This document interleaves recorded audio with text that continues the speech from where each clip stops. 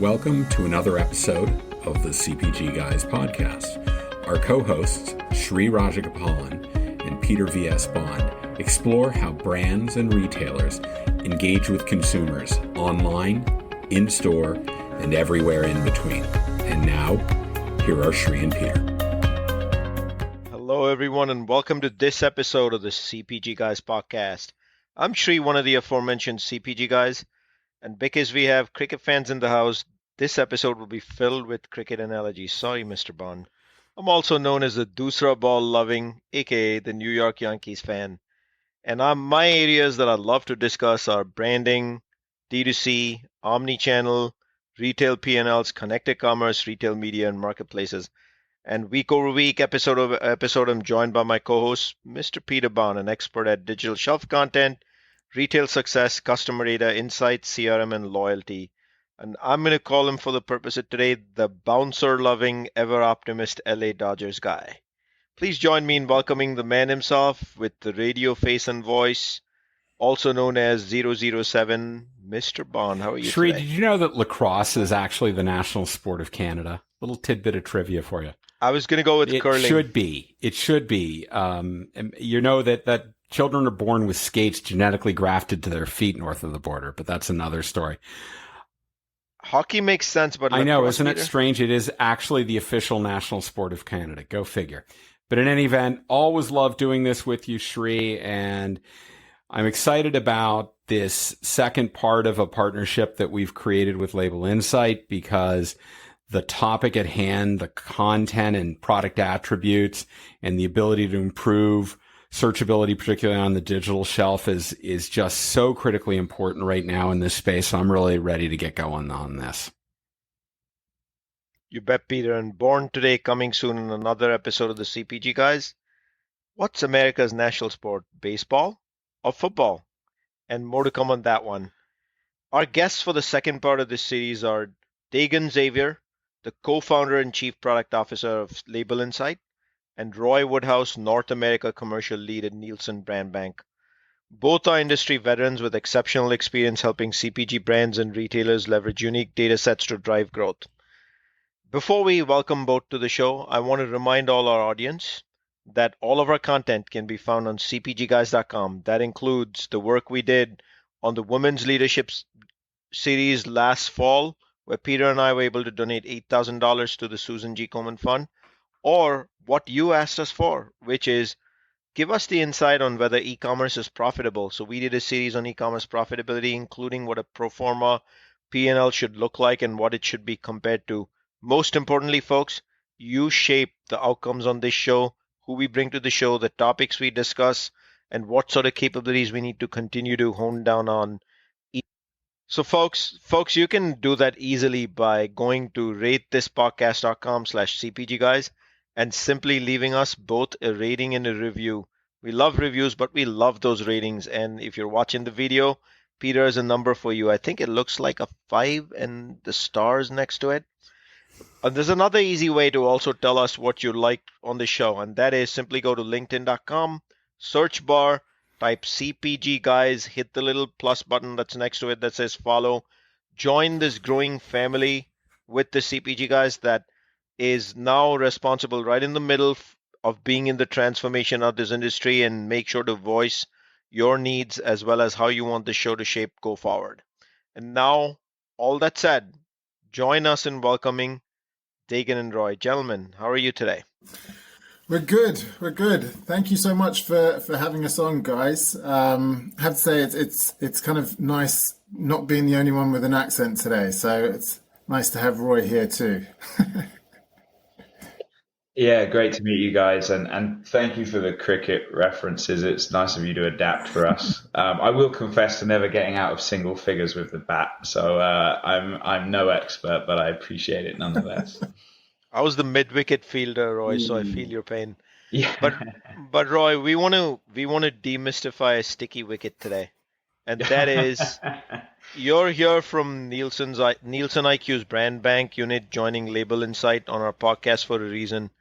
I believe there was a recent announcement that led you to joining us today. Can you tell us about the big news?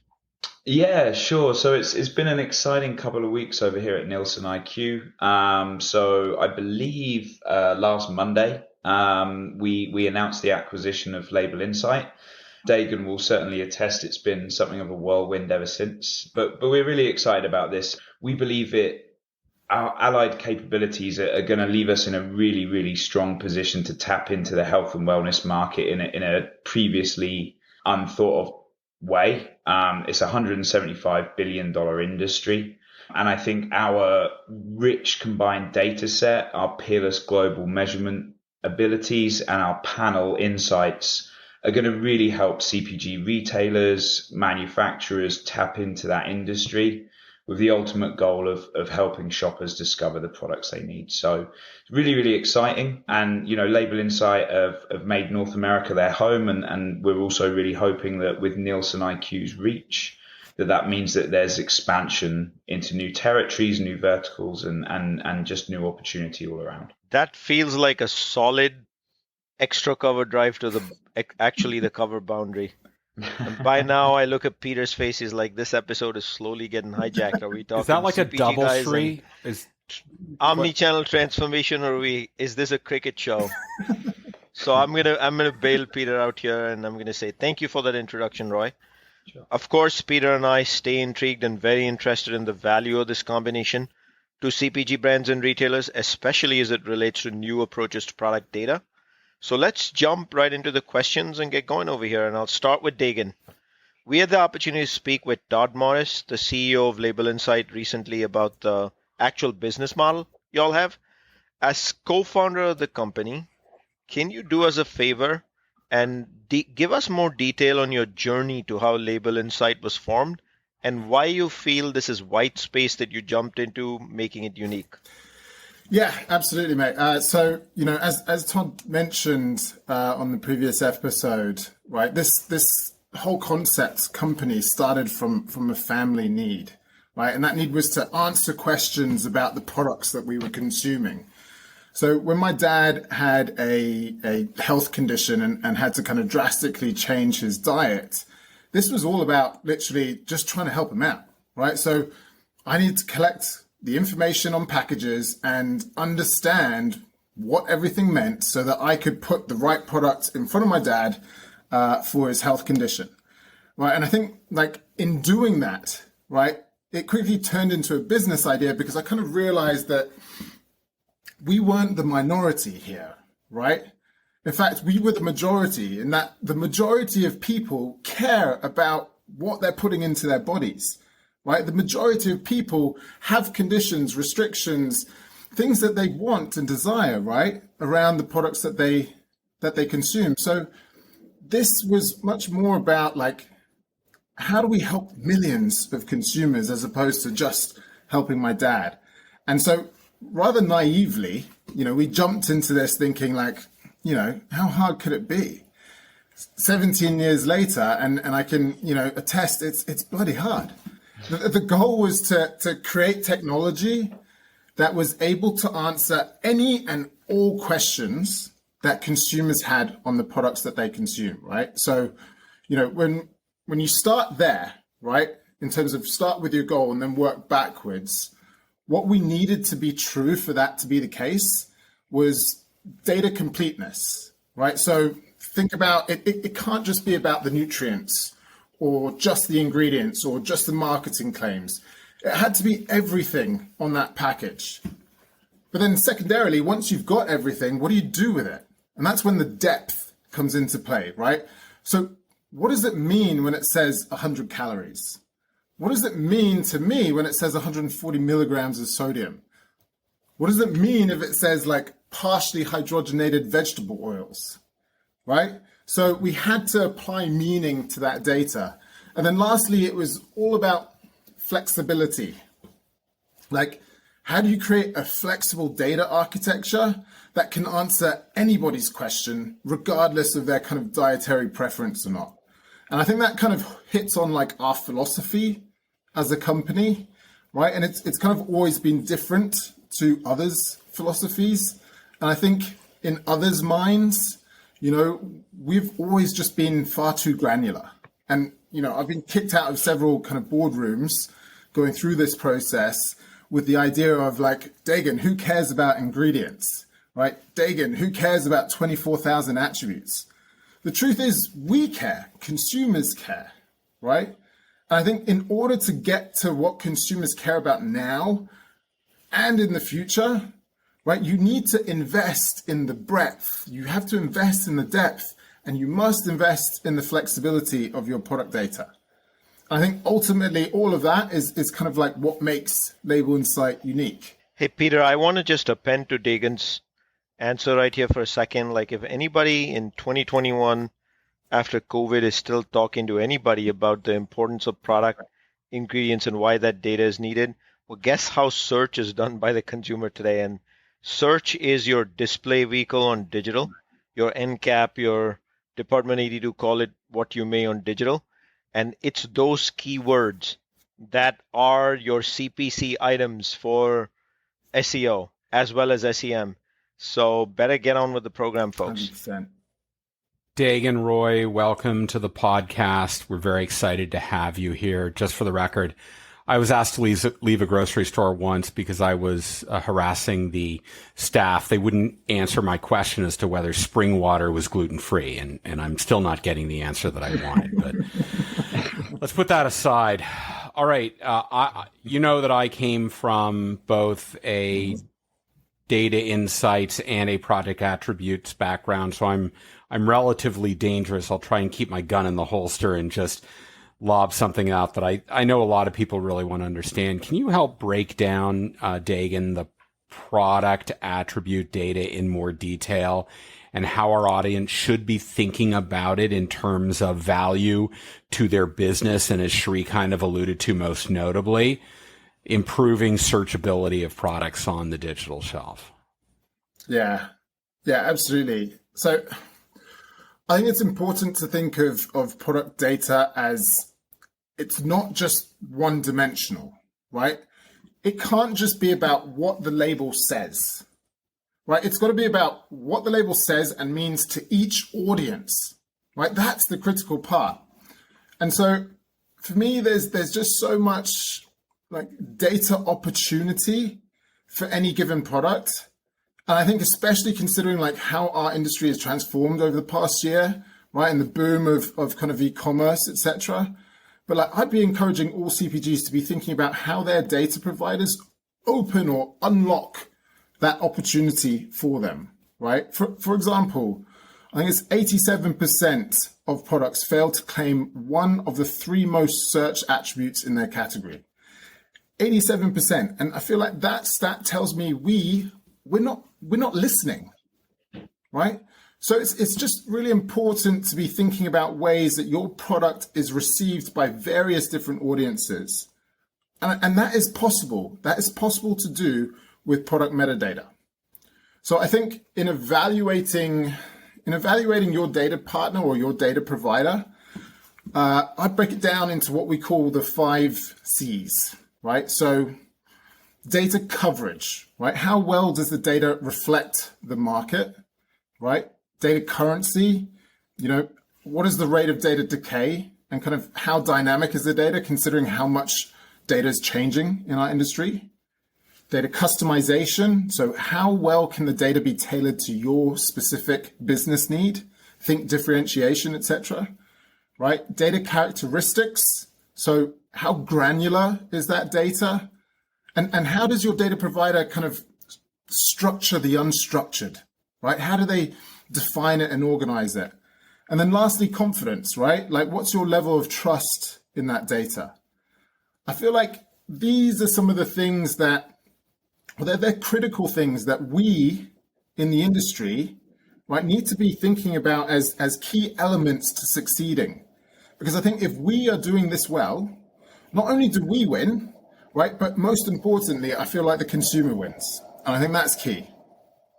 So I'm going to give you a full toss now, Roy. You choose how you want to dispose of that full toss. And I've been chomping at the bit to understand how Nielsen Brandbank and Label Insight, how does this equation come together? But I'd also love for you, Roy, to share with the audience the business of Nielsen Brandbank first, and then why Label Insight this is a great marriage? Yeah, absolutely. So Nielsen Brandbank have been the digital and e-commerce content arm of NielsenIQ since they acquired us in 2014. We've actually been around since 1998, back when maybe 3 people shopped online in the UK. So we've been along for that whole journey, and our stock in trade is essentially providing that foundational product content that enables a brand to activate their product online. So I think where we really tie in closely with what Dagan's talking about is confidence. If you want to be able to transform this data, you want to be able to unlock the potential of the Label Insight solution and really deliver that discoverability to a shopper. Before that's done, you need that foundational information to be accurate, you need it to be granular, you need it to be structured, and you need it to be deliverable. Because if there's no confidence in what underpins what Label Insight are doing, then, it makes that whole piece very difficult. So we work with thousands of retailers and manufacturers globally. So we're headquartered in the UK, hence my accent. And we operate across swathes of Europe and North America. And ultimately our content is being used across multiple business cases. Primarily e-commerce. And I think that's where the tie-in with Label Insight is going to be really exciting. Of course, we're still, pretty short time period post acquisition, so we're still working everything out. But I think when you look at our combined solution set, it's really exciting. So we're able to provide really rich content. So that might be great imagery, it might be rich media, it might be romance copy, it might be mobile optimized content. And we're able to deliver that flexibly in a number of different ways to ensure that it reaches the right place at the right time. And I think that, combined with the attribute set which Label Insight bring to help unlock the true potential of what is on that product packaging, I think the ultimate benefit is that shoppers are going to be able to discover products more easily. And when they discover those products, they're going to have the right content to help them make an informed purchasing decision. I think ultimately, you discover a product and find a blurry image taken with an iPhone and no data, you're probably still not going to buy it. But if you've got all that great content there, and we're able to create the look and feel of what that product is trying to do, then I think there's a really powerful combined solution set that's going to really help manufacturers and retailers maximize that channel. I wonder when I send Shri a text in the morning saying, "Hey, knucklehead, don't forget to upload that file," that's considered romance copy. I'm thinking maybe not, but let's put that as it can be whatever resonates. As long as it gets it done, that's what matters. It's about getting the action. But in any event. Gentlemen, his statement was like the 12th man who never made it to the team. Ouch. All right. So, Dagan, back to you. We kind of heard Roy's take on this. I would love to hear your position on how this combination of the assets of Nielsen and the attributes and capabilities of Label Insight are really going to ultimately, because this is what matters, right? Is how's it going to benefit the brands, and then ultimately how's it going to benefit the consumers? But would love to hear your POV on this. Yeah, absolutely. Look, I think, when we talk with brands, the problems that we hear consistently are that it's hard to keep up with innovation in the health and wellness space, right? It's hard to see around the corners, right? It's hard to keep content accurate, to keep content, current, etc., right? Especially considering all the kind of like manual intervention that occurs, right? And the disparate systems that we've still got in our industry, right? In terms of product data. So I feel like with NielsenIQ, Label Insight, Nielsen Brandbank, the three of us coming together, right? We're really bringing kind of like an end-to-end solution to the market. And so something like product innovation, right? When you think about the product innovation life cycle and you think about the three entities there, you've got signal detection, right? in terms of understanding what consumers are searching for on retail and then applying that to products, right? Then there's signal validation with Nielsen's measurement business being best in class, positioning in claims. So understanding or being able to view your marketplace and the competitive landscape and understand how those winners or the innovative kind of winners, right? How are they positioning themselves? What colors are they using? What words are they using? What images are they using, right? All the way down to the formulation level, right? Compare and contrast product formulations in that, again, look at the winners. How are they formulating their products? But then also, why don't you dabble with your formulation and see how you can impact how you appear at the digital shelf? And then once that's all done, you can set up your product and syndicate, right? Leveraging Brandbank's pipes and distribution network, etc. And then finally, kind of media and advertising. So I kind of feel like Label Insight in the past kind of 17 years that we've been doing this was the proof of concept almost, right? But now with NielsenIQ and Brandbank, it kind of feels like the real deal, right? So the distribution and scale that I think we're going to realize, right, with this new venture, I think is going to really help offer a truly kind of global solution to the market and set the standard for product data. And by standard, I don't mean like define the standards, right? It's not about setting the standards. For me, I'm measuring being the standard by kind of the impact and adoption of your data, right? And so I think ultimately, I think this is a win-win-win scenario, right? Like it's a win for us, it's a win for the industry, and a win for the consumer. Roy, anything to add to that? Yeah, I think this really represents an exciting shift within the Nielsen IQ business to an omni-channel approach. So, Nielsen IQ have long been great at helping new innovation and activation into store through their measurement solutions, their panelist information, the insight that they bring. I think that as we've seen retailers and manufacturers, merge business functions to bring those tracks together, so people need to stop thinking about brick and mortar and digital as separate things, and activation needs to come together at the same time.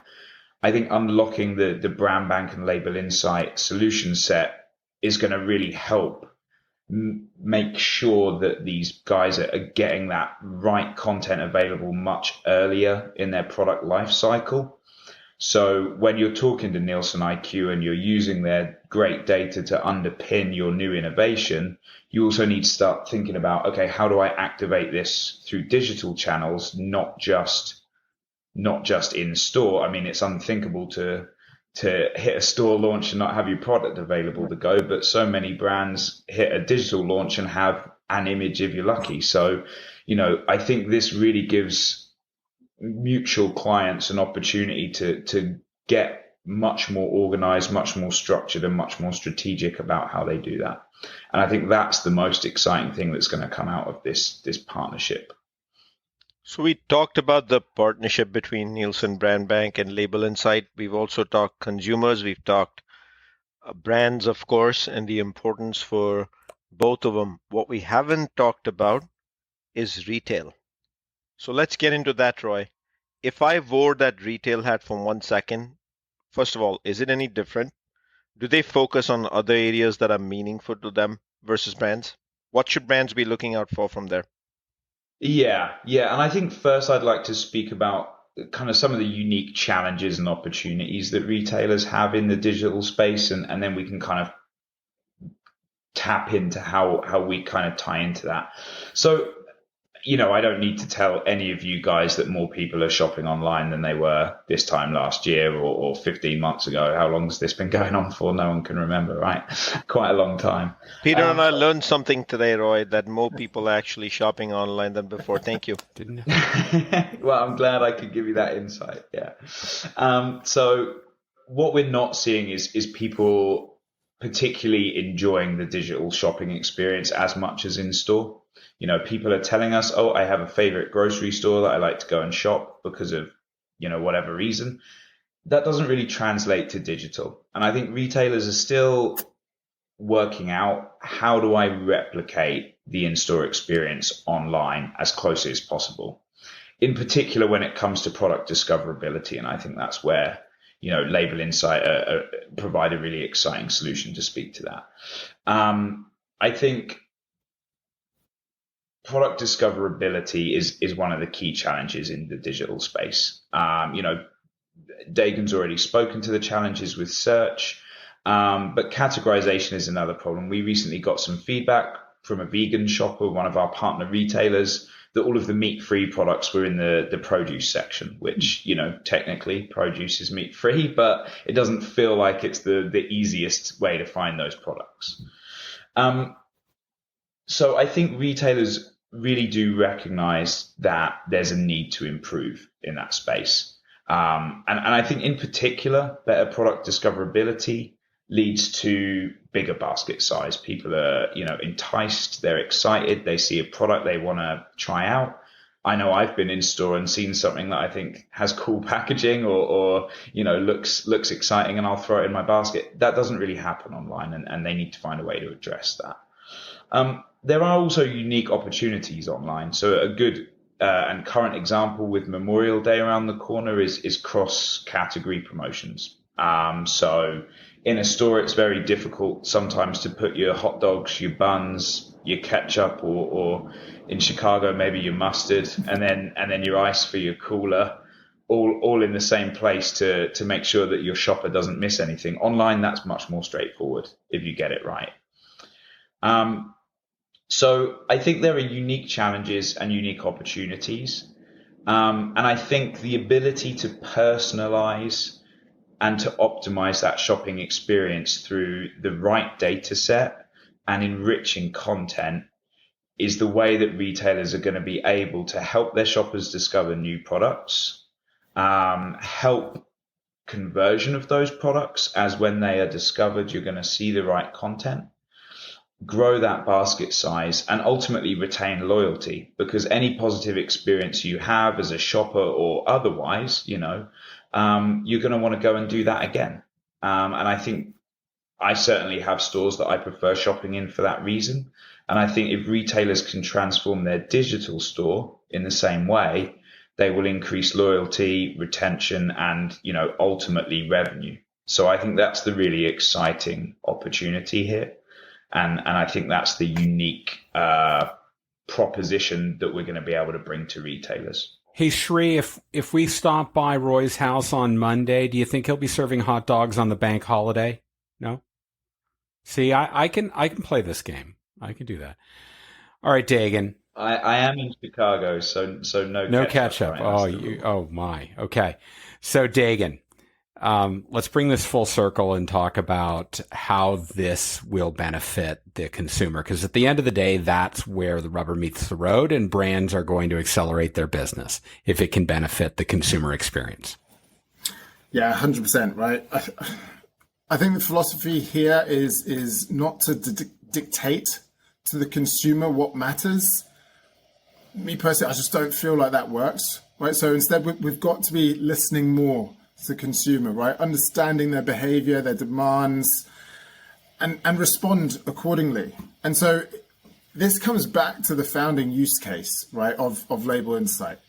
If we're simply relying on what is stated on that label, right, and the traditional methodologies of search and discovery, then the world for consumers is only so big, right? There are approximately 3,000 products in the US that market themselves as heart healthy, either through a claim or a certification, right? 3,000. But in reality, there are 25,000 products in the US that qualify to be heart healthy, right? So again, small world, we need to make it bigger, right? We need to help products and brands realize their potential in market, right? And I think that's that data opportunity that I was kind of talking about before, right?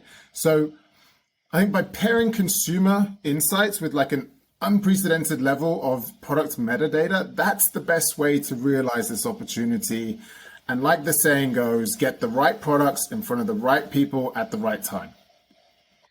Right on Regent Street next to the Widdards, since Peter has decided to play the hot dog game, I will return the favor by sharing that the best tikka masala in the world exists on Regent Street, and it's in a place called Veerasamy, if you haven't checked it out before. That said, and by the way, the Widdards right next to that, best green tea on planet Earth. So Dagan, I want to come back to you.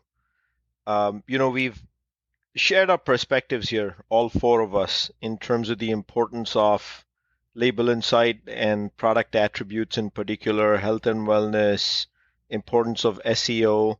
But I want to jump away from our perspectives into the reality of data and insights on this topic.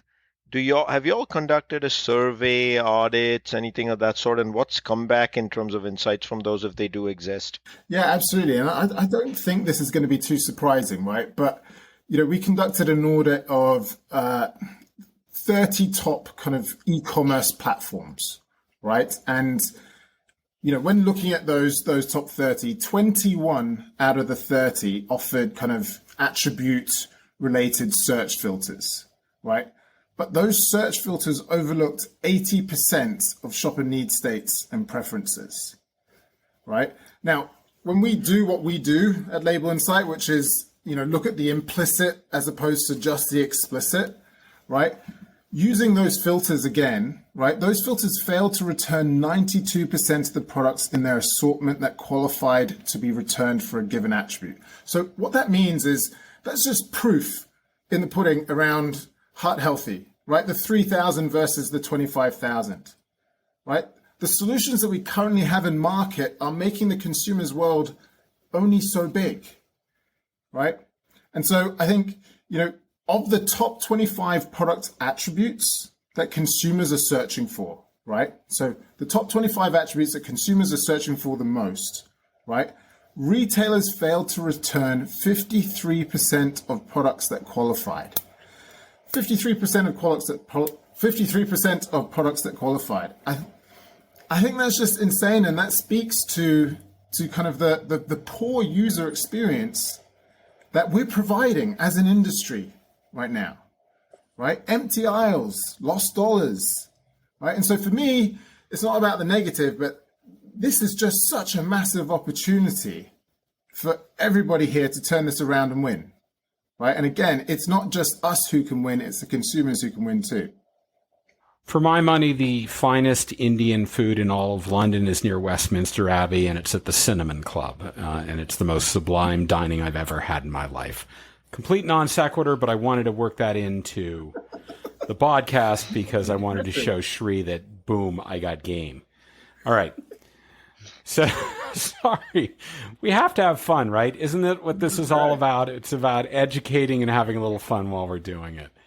So Dagan, knowing all of this, what's your practical advice to help both brands and retailers in this space of omni-channel sales where product attributes can really help drive discovery and ultimately conversion?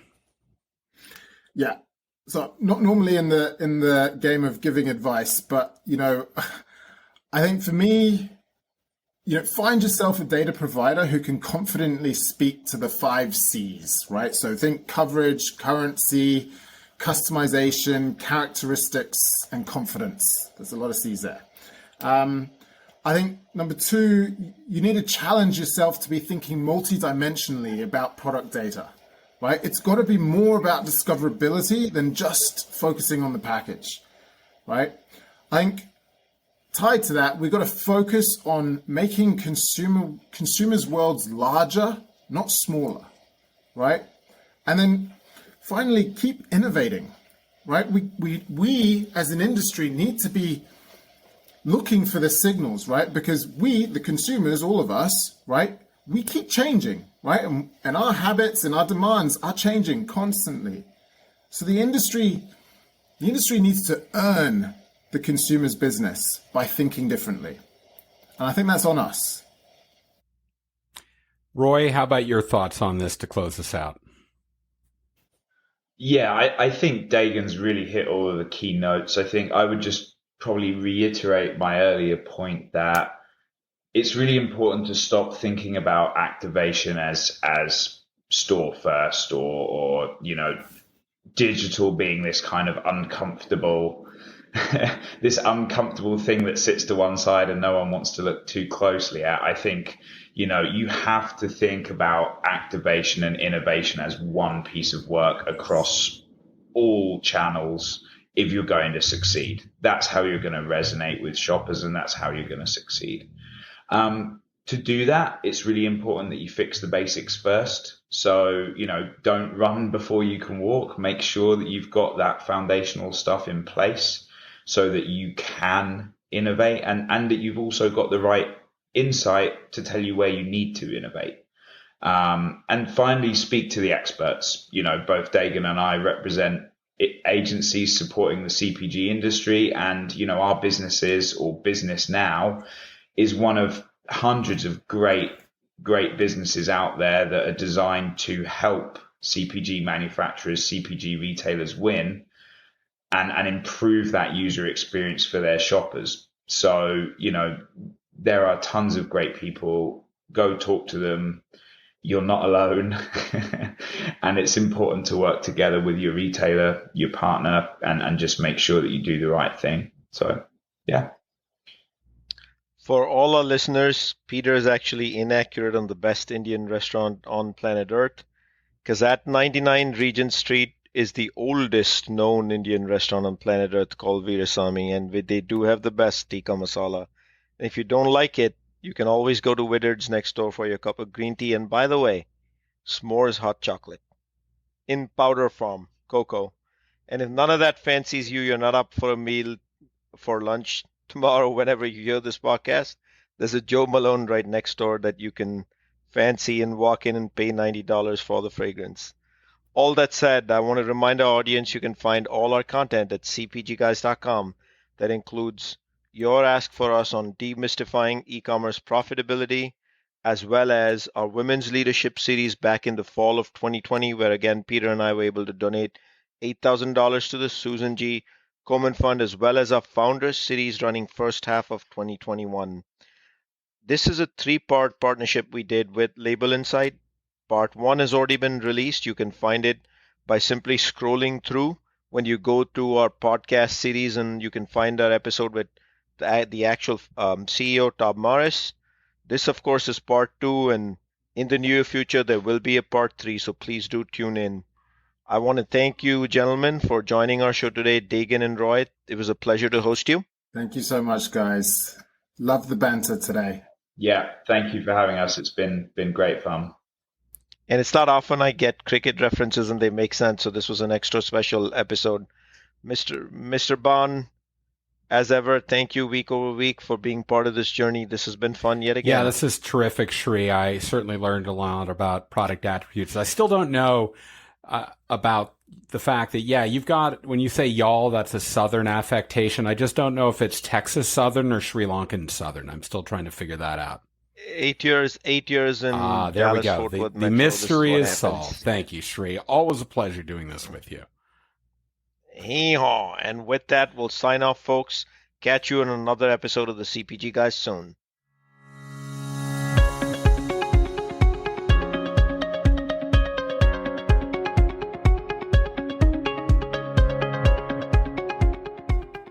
The content in this podcast episode is provided for general informational purposes only. By listening to our episode, you understand that no information contained in this episode should be construed as advice from CPG Guys LLC or the individual author, hosts, or guests, nor is it intended to be a substitute for research on any subject matter. Reference to any specific product or entity does not constitute an endorsement or recommendation by CPG Guys LLC. The views expressed by guests are their own, and their appearance on the program does not imply an endorsement of them or any entity they represent. The views expressed by CPG Guys LLC do not represent the views of their employers or the entity they represent. CPG Guys LLC expressly disclaims any and all liability or responsibility for any direct, indirect, incidental, special, consequential, or other damages arising out of any individual's use of, reference to, or inability to use this podcast or the information we present in this podcast.